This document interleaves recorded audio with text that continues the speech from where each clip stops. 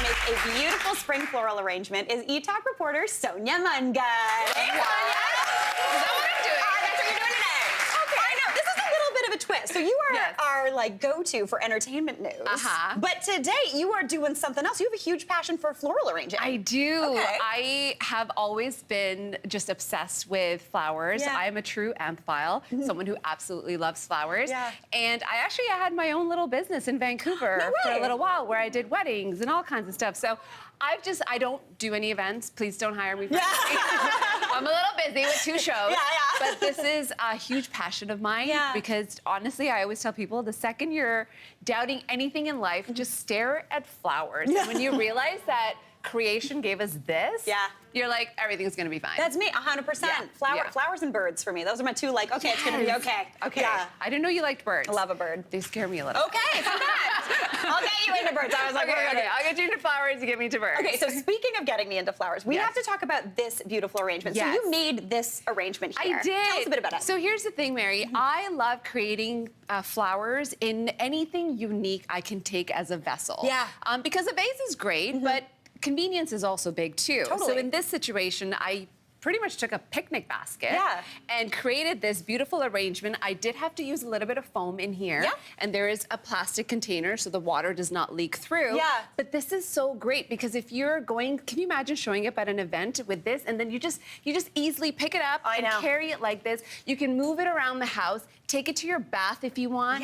Do you know what I mean? So it's like it has all these functional things to it. I love this and it's so stunning and beautiful. And today you're gonna actually show us how to make kind of a smaller version, but this is a little different. This is, so we have fall wreaths, we have winter wreaths, but we don't really have a summer arrangement for the door. No. So what I did was I grabbed this wicker basket, and once you actually were done making this, you can just hang it on the door. Oh, I love that. And then you can keep changing up the flowers. So in summer, when it gets really, really hot, all you do is put some dried flowers in it. Oh, and then that way your entrance is always looking beautiful. Oh, I love that idea. One of my rules, not rules, but like a go-to simple way, this is why everyone can do this, is the fact that you pick with 3 different texture of foliage. So we've got salal, boxwood, and ruscus. 3 greeneries that every florist has. Good. Every single florist has them. They're not very expensive either, so you're good to go there as well. It's not just a filler. I love greenery, and I think it's such a good thing too. I love the rule of 3. It feels very artistic. Oh, here are your clippers, by the way, Dolly. Oh, dear. Let me just reach into my flower belt. I love my flower belt. I love this outfit and this flower belt. It's perfect. Thank you, darling.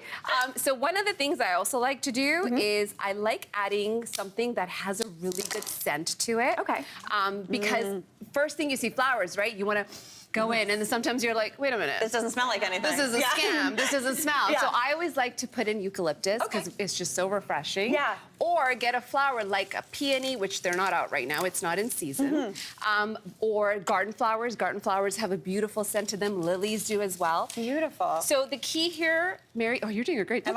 Thank you so much. Oh my gosh. This is my first rodeo. This is? But here's the thing. The great thing about a garden style arrangement is flowers grow in all different directions. So you can't go wrong if you've got some flower that's sticking right out. You're like, it's garden. It's garden. Nature meant it that way. Exactly. So that's just how it's going to sit. Okay, cool. That's amazing. So now what I would love for you to do, so see how we've kind of created like a height on one side? So it's almost like a fountain. So our flowers are also going to flow with that fountain. Beautiful. Okay, I love So this. I'd love for you to take some of those roses that I have there for you. I love how bloomy these roses look. Okay, so here's the key. When you're planting or putting flowers in a vase, always strip the leaves. Because the leaves is what will poison your pot. And then your flowers will die a lot faster. I love how engaged everyone is. I know. We're learning here on the good stuff. I love that there's like, I'm teaching something I know. here. This is why I love going to work. I need to come here more often and feel better because I try to teach this to my child. And my kids like, I don't know what you're talking about. And another thing with flowers, with roses especially, when you bring them home, put them in a little bit of warm water. Because that's what opens them up. It relaxes them, right? It relaxes them, and like these guys were closed. And yesterday I was like kind of panicking because I was like, you guys, you need to open. We need to go on the good stuff, and we've got to look good. And then they did. They actually opened up. So And you'll notice the hues, spring hues that are happening right now. One of my favorite flowers right here is, it's called ranunculus. Right? Yeah. Sounds like a wizard. It does. But look at the movement, right, that it has as well. Lainey at Etalk likes to call them redunculus because they're ridiculously beautiful. They are. They're right? stunning. I love this. So then we add in the different textures that you're talking about. Different textures. This is an undercurrent. I love a carnation. I don't even care who knows it. I want you to also seriously, can we talk about that for a second? Because these guys are so underrated. They really are. They're beautiful. What did you say earlier? They last a really long time. They last forever. And look how beautiful they are. That's so stunning. we're going to add a little pop of color in here as well, of yellow, because that's very spring as well. And then who doesn't love hellebores? These guys are my fave. Right? I say Aren't they cute? They're hella nice. They're hella nice. They're hella beautiful. Yeah. All of the only time you can actually use that.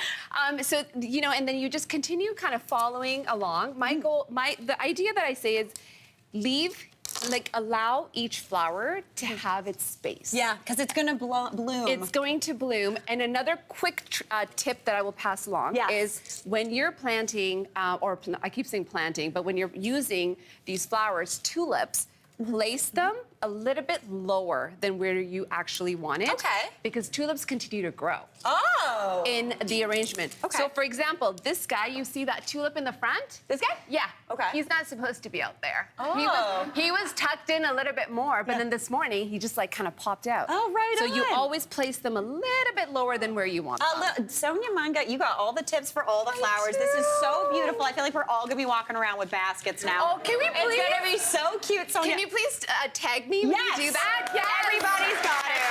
Sonia, fantastic job. This is beautiful. Hey, Mary here. What did you think? Drop your comments below and don't forget to like and subscribe for more of the good stuff.